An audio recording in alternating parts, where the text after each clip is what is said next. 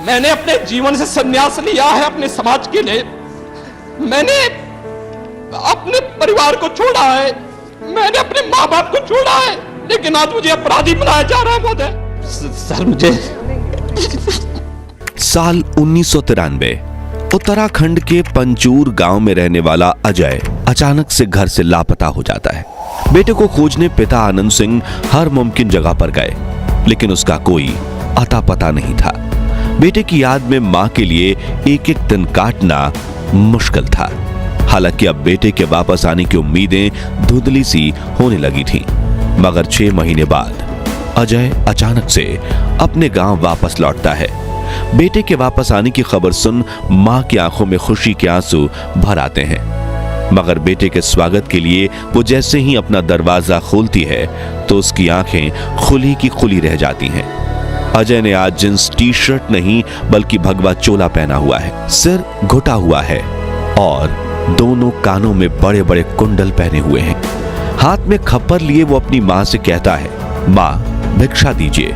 इस हैरान कर देने वाली घटना को लेकर वरिष्ठ पत्रकार अपनी किताब यदा यदा ही योगी में लिखते हैं। अजय को ऐसी हालत में देखकर मां वहीं स्थिर हो गई। मुंह खोला तो सही, लेकिन शब्द नहीं फूटे। आंखों से आंसुओं की धार बहने लगी। जो सत्य साक्षात सामने खड़ा था उसे देखते हुए भी यकीन नहीं हो रहा था, या शायद यकीन करने की हिम्मत नहीं थी। मगर सत्य सनातन है, टाला नहीं जा सकता। सत्य ही तो था। वो मां के सामने उनका बेटा युवा सन्यासी की वेश में खड़ा था। कल तक का कॉलेज से लौट कर आते ही इस हंसते मुस्कुराते चेहरे को देखने की आदत थी, और आज उनका नौजवान बेटा अजय सन्यासी के रूप में खड़ा था। मां का मन कहता है कि यह बेटा मेरा नहीं हो सकता, लेकिन दिमाग जानता था कि ईश्वर जितना कठोर हो सकता है उनका बेटा उससे भी कहीं कठोर हृदय का हो गया था। तभी अजय से आदित्यनाथ बने बेटे ने अपनी मां से कहा, मां भिक्षा दीजिए। मां ने खुद को संभालते हुए कहा कि बेटा ये क्या हाल बना रखा है, घर में क्या कमी थी जो भीख मांग रहा है। तभी बेटा कहता है कि मां सन्यास मेरा धर्म है, एक योगी की भूख भिक्षा से ही मिटेगी। आप भिक्षा में जो कुछ भी देंगी वही मेरे मनोरथ को पूरा करेगा। तभी मां ने रोते हुए कहा कि पहले तुम अंदर तो आओ। मगर युवा सन्यासी अपनी मां के आंसुओं से भी नहीं पिघला और उसने कहा, नहीं मां, बिन भिक्षा लिए ना तो मैं घर के अंदर जाऊंगा ना ही यहां से वापस जाऊंगा। आप पहले मुझे भिक्षा दीजिए, मैं रमता जोगी हूं, मुझे आप भिक्षा दीजिए, फिर मैं प्रस्थान करूंगा। आंसुओं को छिपाती मां अंदर गई और जो समझ आया उसने बेटे के भिक्षा पात्र में डाल दिया। भिक्षा लेते ही योगी आगे चल दिया। आवाज अभी भी गूंज रही थी, पहाड़ों के करीब पहुंचते बादलों तक अलख निरंजन। इस तरह से आध्यात्म के सफर पर चलकर अजय सिंह बिष्ट बन गए योगी आदित्यनाथ। और आज हम आपको योगी आदित्यनाथ के जीवन से जुड़ी ऐसी ही कुछ अनकही अनसुनी कहानियां बताएंगे, लेकिन उसके पहले नए दर्शक जल्दी से चैनल को सब्सक्राइब कर दीजिए। योगी आदित्यनाथ का जन्म 5 जून 1972 के दिन पुरी गढ़वाल उत्तर प्रदेश यानी आज के उत्तराखंड के पंचूर गांव के राजपूत परिवार में हुआ था। उनके पिता का नाम आनंद सिंह बिष्ट था। उन्होंने 1989 में ऋषिकेश के भरत मंदिर इंटरमीडिएट कॉलेज से इंटर की पढ़ाई पूरी की, जिसके बाद उन्होंने कोटद्वार के पीताम्बर दयाल महाविद्यालय से बीएससी में एडमिशन लिया, जहां से पास होकर 1992 में उन्होंने गोरखपुर यूनिवर्सिटी के फिजिक्स एमएससी में एडमिशन लिया, लेकिन उसे पूरा किए बिना ही घर छोड़कर चले गए और फिर जब वापस आए तो वो एक योगी बन चुके थे। नवंबर 1983 से फरवरी 1994 तक उन्हें कई कठिन परीक्षाओं से गुजरना पड़ा, लेकिन उन्होंने हार नहीं मानी। फिर 15 जनवरी 1994 को गोरखा पीठाधीश्वर महंत अवैधनाथ महाराज ने पूरे विधि विधान से उन्हें अपने उत्तराधिकारी के रूप में घोषित कर दिया। अब अजय सिंह बिष्ट पूरी तरह से सन्यासी बन गए थे।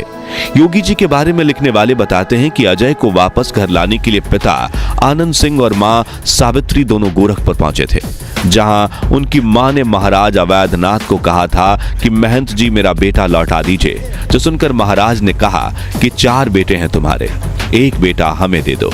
जो सुनकर अजय की मां की आंखों में आंसू आ गए। वो अपने पति के साथ वापस गांव लौट आईं। ये तो थी योगी के सन्यासी बनने की कहानी, लेकिन क्या आप जानते हैं कि उन्होंने राजनीति में कदम कब और कैसे रखा था? तो ये बात है आज से 26 साल पहले की, जब 1998 में योगी आदित्यनाथ के गुरु अवैधनाथ ने राजनीति से संन्यास लिया और अपनी जिम्मेदारियां आदित्यनाथ को सौंप दी। और यहीं से योगी आदित्यनाथ की राजनीतिक पारी शुरू हुई थी।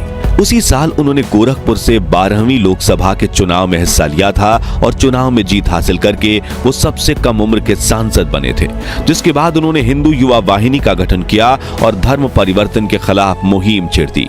कट्टर हिंदुत्व की राह पर चलते हुए उन्होंने कई बार विवादित बयान दिए और धीरे धीरे करके गोरखपुर की राजनीति में उनका दबदबा बढ़ने लगा, जिसके बाद 19 मार्च 2017 में विधानसभा चुनाव में जीत हासिल करके योगी आदित्यनाथ उत्तर प्रदेश के मुख्यमंत्री बन गए। लेकिन अब भी वो अपने परिवार से दूर थे और मुख्यमंत्री बनने के बाद उन्होंने उत्तर प्रदेश की जनता के लिए अपना सारा जीवन समर्पित कर दिया।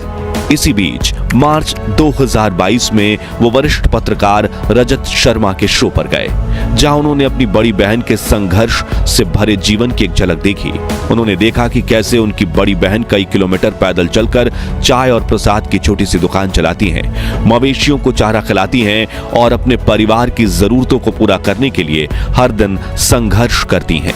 जिसके बाद रजत शर्मा ने योगी जी को कहा कि आपको नहीं लगता कि जैसे सभी राजनेता अपने परिवार का ध्यान रखते हैं, वैसे ही आप भी थोड़ा ध्यान रख देते? तभी योगी आदित्यनाथ की आंखों में आंसू आ गए और बड़ी ही दुखी वाणी से उन्होंने ये कहा, मैं देखिए एक योगी हूं और मुझे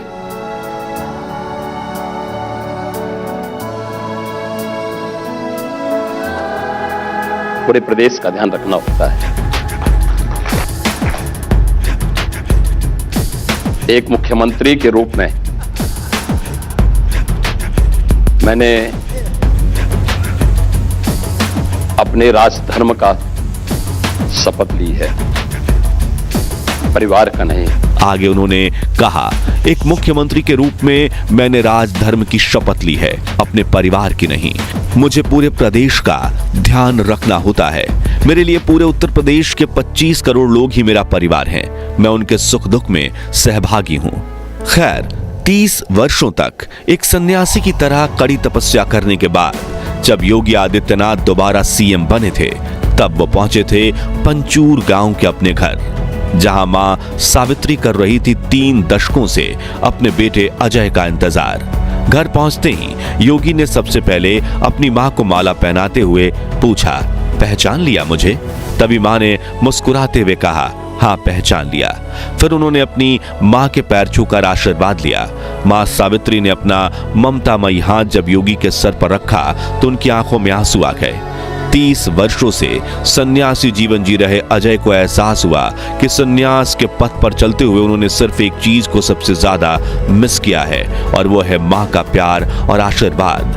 बताया जाता है कि 1994 में सन्यास लेने के बाद योगी आदित्यनाथ 2022 में पहली बार अपने गांव गए थे और पारिवारिक कार्यक्रम का हिस्सा बने थे। दरअसल सन्यास के पथ पर चलते हुए व्यक्ति को अपना घर परिवार सब कुछ छोड़ना पड़ता है। योगी आदित्यनाथ की तरह प्रधानमंत्री नरेंद्र मोदी भी सन्यासी जीवन जीने का एक बहुत बड़ा उदाहरण है। हालांकि औपचारिक तौर पर उन्होंने सन्यास नहीं लिया, लेकिन अपने घर परिवार से वो एक सन्यासी की तरह ही दूर रहे हैं। वहीं सीएम योगी आदित्यनाथ ने तो सिर्फ 20-22 साल की उम्र में ही सन्यास ले लिया था। तब से लेकर आज तक वो सन्यासी जीवन ही जीते हैं। योगी जी सुबह 3 बजे बिस्तर छोड़ देते हैं और फिर 4 बजे से 5 बजे के बीच योग करते हैं, जिसके बाद योगी स्नान करके शुद्ध तन और मन से पूजा अर्चना करते हैं। इतना ही नहीं, वो समय समय पर गोरखपुर जाकर मठ और मंदिर परिसर के चक्कर लगाते हैं, वहां की सफाई का जायजा लेते हैं, गौशाला में जाकर गायों की सेवा करते हैं और मछलियों को दाना भी डालते हैं। योगी आदित्यनाथ पूर्ण रूप से शाकाहारी हैं। वे सादे भोजन को ही ग्रहण करते हैं। आपको बता दें, योगी आदित्यनाथ की सरकार बनने के बाद उत्तर प्रदेश में माफियाओं का सफाया हो चुका है। कई बड़े बड़े डॉन इस वक्त सलाखों के पीछे हैं, कुछ तो बुरे काम धंधे छोड़कर बिल में छुप गए हैं। इसी को लेकर एक इंटरव्यू में जब पत्रकार रजत शर्मा ने योगी आदित्य जी से कहा कि अब तो उत्तर प्रदेश में बाहुबली नहीं बजरंग बली के नारे लग रहे हैं, तब योगी जी ने माफियाओं को खुली चेतावनी दे डाली। उत्तर प्रदेश में अब माफियावाद और पेशेवर अपराधियों के दिन लग चुके हैं। उन्होंने कहा कि उत्तर प्रदेश में माफिया और अपराधियों का समय अब खत्म हो चुका है और आने वाले समय में इनमें से कोई भी नजर नहीं आएगा, जिसका उदाहरण हमने हाल ही में राम मंदिर के प्राण प्रतिष्ठा दिवस पर भी देखा, जब 22 जनवरी से पहले आपराधिक मानसिकता रखने वाले कई लोगों ने अयोध्या में हमला करने की धमकियां दी थीं। लेकिन प्राण प्रतिष्ठा के दिन जब नरेंद्र मोदी और मुकेश अंबानी समेत देश के 7,000 बड़े वीआईपी लोग अयोध्या पहुंचे थे, तब योगी सरकार ने सुरक्षा का ऐसा इंतजाम किया था कि धमकी देने वालों के पसीने भी छूट गए और कोई भी अपराधी अयोध्या का बाल बांका तक नहीं कर पाया। तो दोस्तों, अगर आप योगी आदित्यनाथ की अनसुनी अनकही कहानियों का पार्ट 2 देखना चाहते हैं तो कमेंट बॉक्स में नेक्स्ट पार्ट जरूर लिखिए। वीडियो पसंद आया हो तो लाइक और शेयर जरूर कीजिए और ऐसी ही रोमांचक वीडियोस देखते रहने के लिए चैनल को सब्सक्राइब करके पास वाली घंटी जरूर बजा दीजिए। जय हिंद, जय भारत।